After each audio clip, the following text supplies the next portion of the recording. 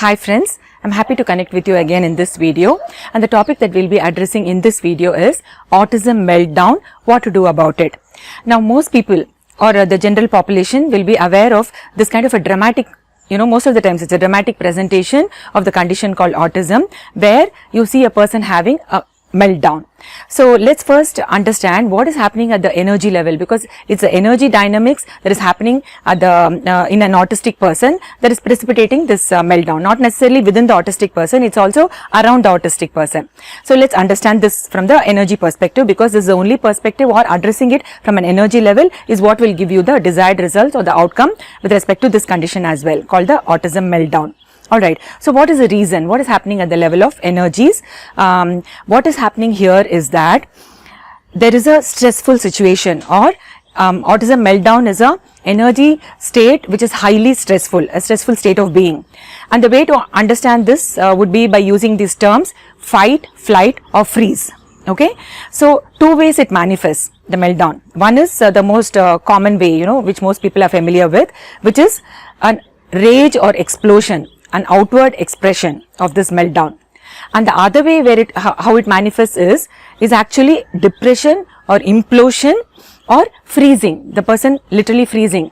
But this is generally not identified as a meltdown, because people are more aware of the obvious manifestation where the person is having a rage or a an explosive behavior in a particular situation.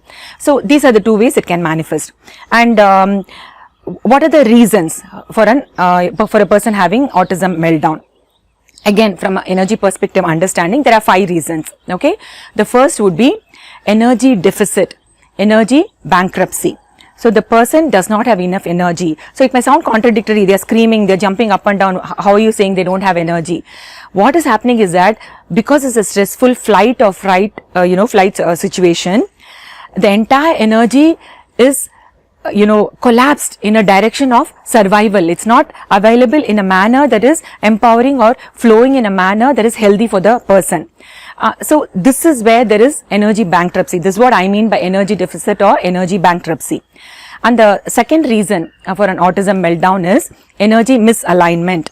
So misalignment of energies where the person, the autistic person, is not in alignment with their true self. Okay, so this you can explore by reading, watching my other videos as well.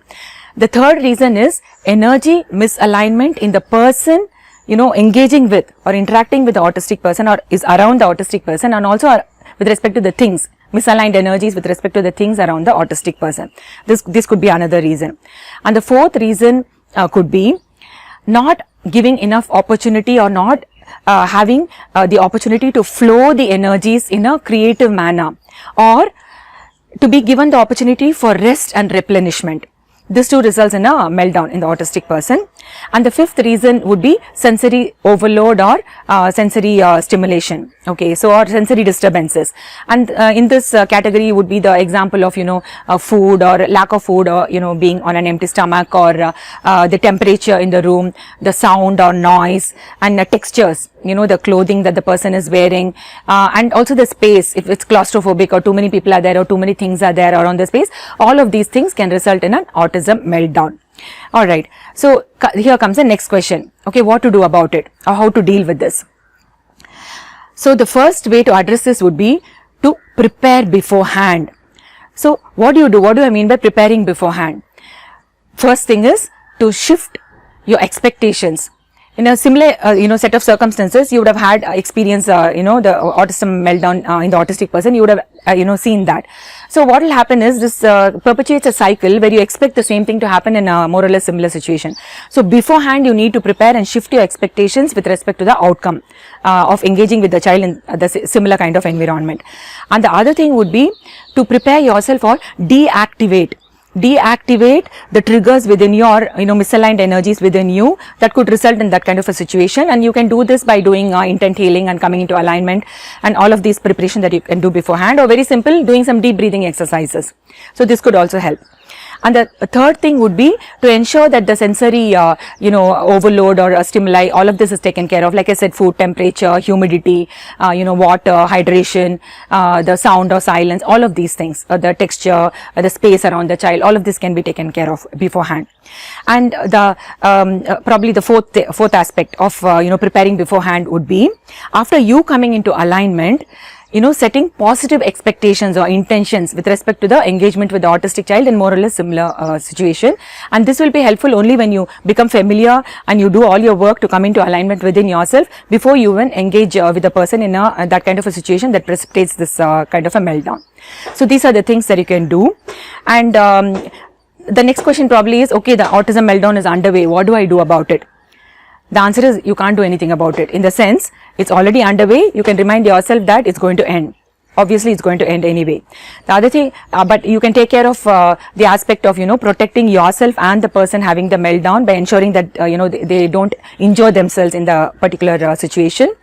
And the third thing probably I would like to emphasize on is not to straight away go and grab the person or touch the person, because that by itself could aggravate the meltdown in people who are confused energetically at that point in time. And the fourth thing that you can do is do some deep breathing. Ask somebody else to, watch over the person, and you do some deep breathing, and that will, help shift the energies in that situation. And the fifth thing that you can do is mirror. What I mean by mirroring is, mirror a rocking moment or whatever you've seen, that the autistic person engages to calm themselves down. You would have observed that. So you mirror that, and when the person watches that, it automatically has, stimulates the mirror neuron response in them, and it calms them down. So these are the things that you can do that would help, when the meltdown is already underway. And once it's over and the situation is calm, and take some time off, and then identify what are the triggers where you can make all these shifts, awareness about this, and also engaging the autistic person in understanding of the energy dynamics operating and teaching them techniques to come into energy alignment within themselves. So a combination of all of this will help address this situation called autism meltdown. I hope you like this video. I would encourage you to like, share and subscribe if you like this video, and see you on another video. Thank you.